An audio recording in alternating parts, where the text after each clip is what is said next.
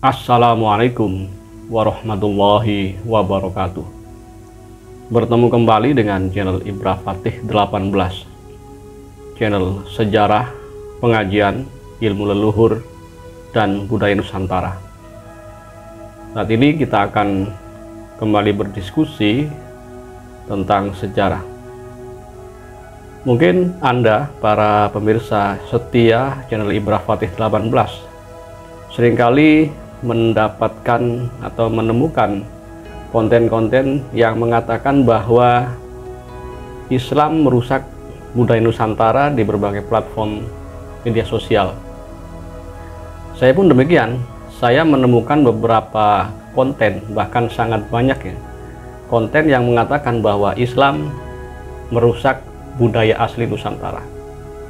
Ternyata setelah saya mengumpulkan berbagai sumber dari berbagai literasi, memang ternyata Islam ini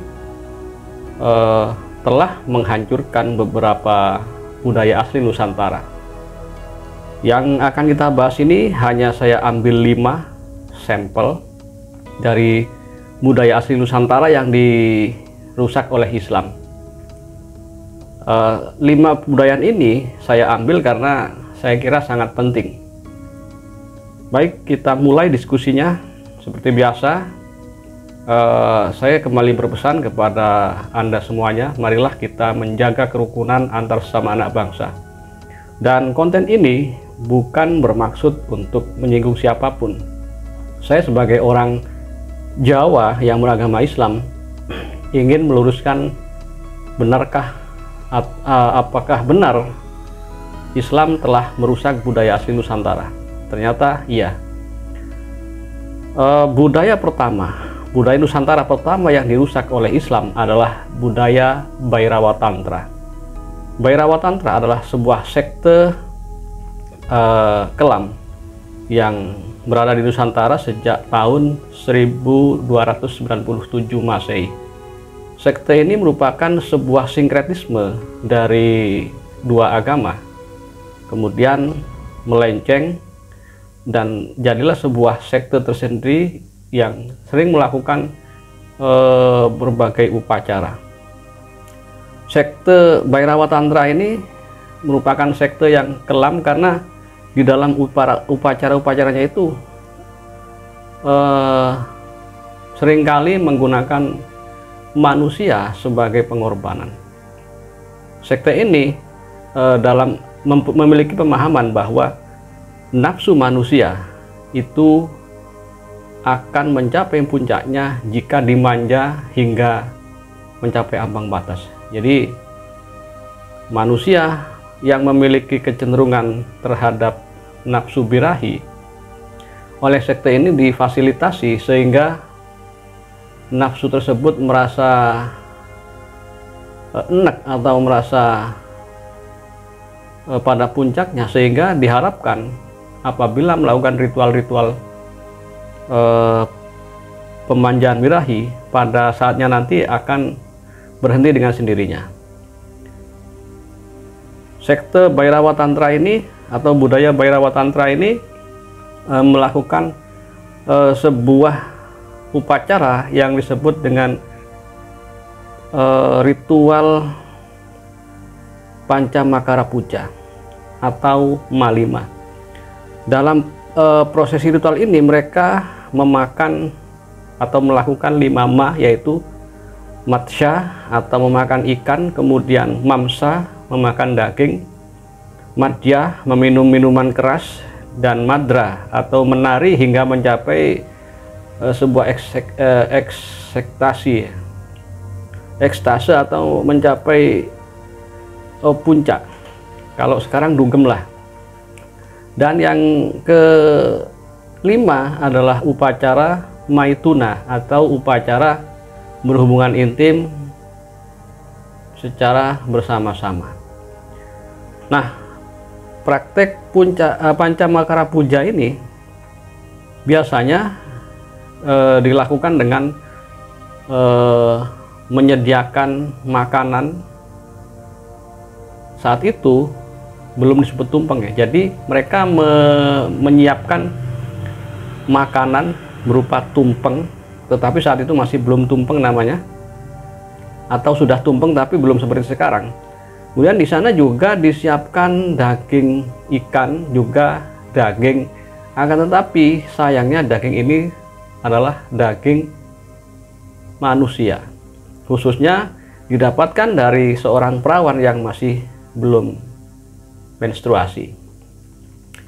Mereka makan tumpeng tersebut, kemudian menari sampai trance, kemudian meminum minuman keras sampai mabuk, teler, kemudian melakukan upacara berhubungan intim secara bersama-sama. Setelah mereka merasa itu semua cukup dan dalam keadaan yang sudah cukup lemah karena aktivitas yang berat itu, mereka kemudian melakukan meditasi atau semacam ritual mendekatkan diri kepada apa yang mereka sembah. Itu budaya Nusantara pertama yang dirusak oleh Islam. Siapa yang merusak? Yang merusak ternyata adalah Sunan Bonang. Sunan Bonang menyaingi upacara Pancamakara Puja ini dengan mengadakan upacara yang hampir mirip. Akan tetapi tumpeng yang dibikin itu sama juga dari nasi, kemudian dari ikan, akan tetapi daging manusia yang di dalam sekte Bhairawa Tantra ini dari daging manusia diganti dengan daging ayam. Kemudian minuman keras atau arak yang disuguhkan diganti dengan air putih atau kopi saat itu, dan mantra-mantra yang dibaca dalam upacara Bhairawa Tantra ini diganti dengan mantra-mantra seperti tahlilan, sholawatan, dan lain sebagainya. Hingga tumpeng yang dulunya sangat menyeramkan versi Bhairawa Tantra ini akhirnya berubah menjadi tumpeng seperti yang sekarang, dan upacara versi Bhairawa Tantra kemudian kita kenal dengan selamatan atau juga tahlilan. Itu budaya Nusantara pertama yang dirusak oleh Islam. Kemudian budaya Nusantara kedua yang dirusak oleh Islam adalah budaya santet dan ilmu hitam. Santet berasal dari akronim Mesisan Kentet atau sekalian nempel. Santet ini awalnya dipercaya sebagai ilmu pelet yang digunakan untuk mempererat hubungan antara suami istri yang renggang. Misalnya demi keharmonisan atau menjaga agar pasangan tidak selingkuh, diciptakanlah sebuah ajian yang bernama santet atau Mesisan Kentet. Akan tetapi pada akhirnya ajian ini yang awalnya ajian putih ini dimodifikasi menjadi ajian hitam yang digunakan untuk mencelakai orang. Ada juga versi lain yang mengatakan bahwa santet ini berasal dari era Majapahit, yaitu ketika Patih Gajah Mada ingin mengirimkan makanan kepada prajuritnya yang berada di luar daerah Majapahit. Ada dua cara. Yang pertama, makanan-makanan tersebut dipadatkan menjadi pil, dan yang kedua atau opsi yang kedua adalah mengirim makanan-makanan tersebut atau logistik tersebut secara teleportasi. Nah, pada akhirnya teleportasi yang digunakan untuk mengirim perbekalan tentara Majapahit ini digunakan untuk mengirim hal-hal yang berbahaya seperti benda-benda yang bisa mencelakai seseorang dari jarak jauh. Nah, itu versi kedua dari ilmu santet. Nah, ilmu santet ini juga dirusak oleh Islam. Mulai era Wali Songo hingga kini, para ulama dan umat Islam terus memberantas praktek santet ini, bahkan belum tuntas hingga saat ini. Kemudian Budaya Nusantara ketiga yang dirusak oleh Islam adalah budaya meminum arak dan mabuk. Menurut catatan sejarah, keberadaan arak di Nusantara, khususnya di Pulau Jawa, itu sudah tercatat sejak abad ke-10 Masehi.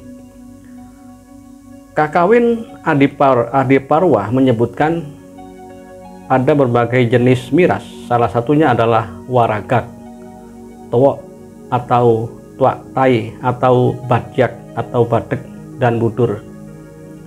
Negara Kertagama, karya Prapanca yang ditulis pada tahun 1365 juga menuturkan bahwa tuak ada dua jenis, yaitu tuak yang terbuat dari air kelapa dan tuak siwalan atau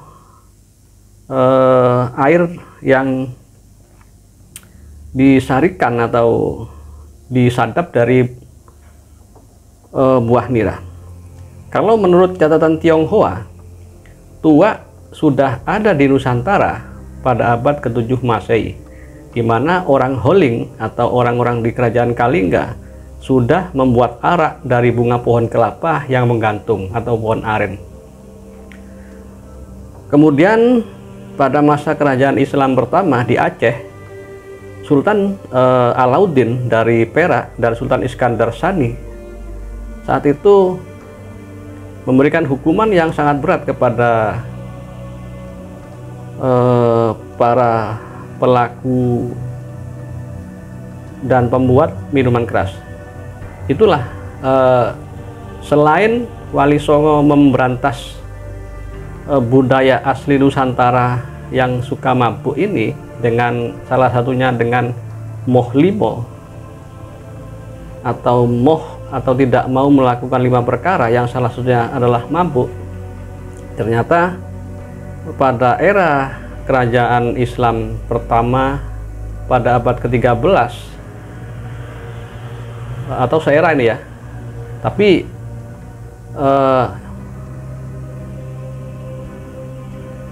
sebenarnya Islam masuk ke Nusantara itu pada abad ke-7 Masehi. Sejak era Wali Songo hingga era Kesultanan Islam di Aceh, umat Islam ternyata sudah merusak kebudayaan Nusantara yang berupa mabuk dan membuat arak ini. Budaya Nusantara keempat yang dirusak oleh Islam adalah budaya penumbalan manusia. Dalam catatan sejarah yang saya kumpulkan dari berbagai sumber, keberadaan Nusantara itu mulai terekspos setelah dikunjungi oleh Fa Hien, seorang peziarah dari Cina yang masuk ke Nusantara pada tahun 412 Masehi. Jadi sangat tua Nusantara ini. Kalau menurut C.W. Leadbeater, sejak 2000 tahun sebelum Masehi, Pulau Jawa sudah menjadi koloni bangsa Atlantis. Tapi saat Atlantis hancur, Jawa kemudian menjadi negeri yang terpisah.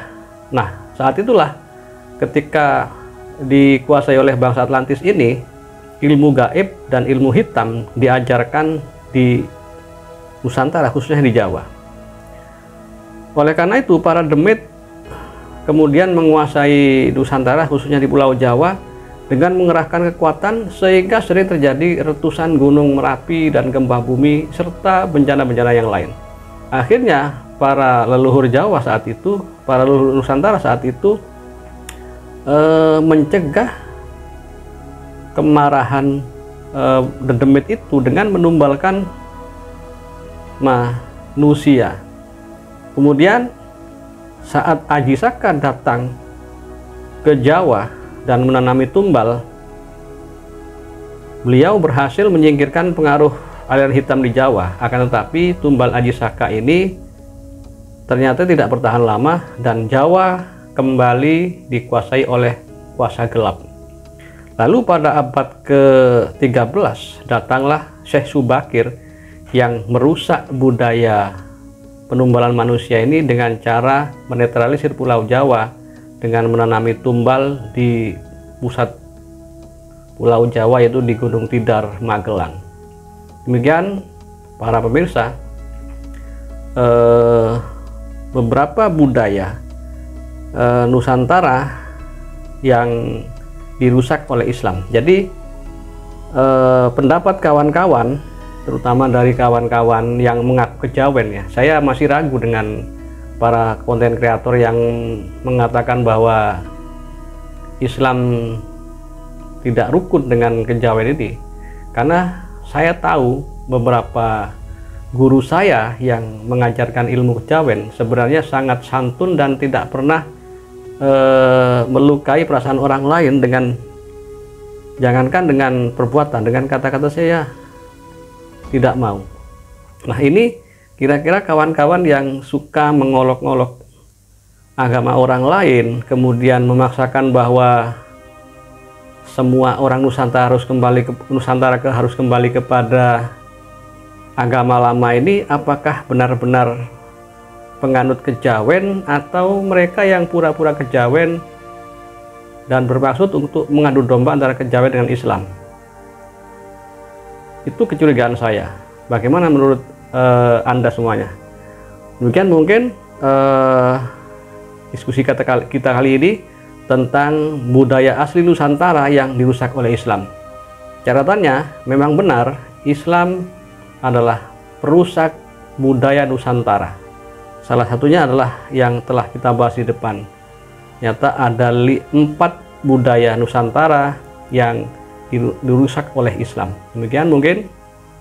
Assalamualaikum warahmatullahi wabarakatuh. Jika kalian suka mendengar cerita sebelum tidur, subscribe channel Lakon Manusia, sebuah channel tentang cerita horor, cerita kisah nyata, cerita kriminal, cerpen, urban legend, dan kisah nyata. Segera subscribe channel ini dan kamu akan terhibur menjelang tidur.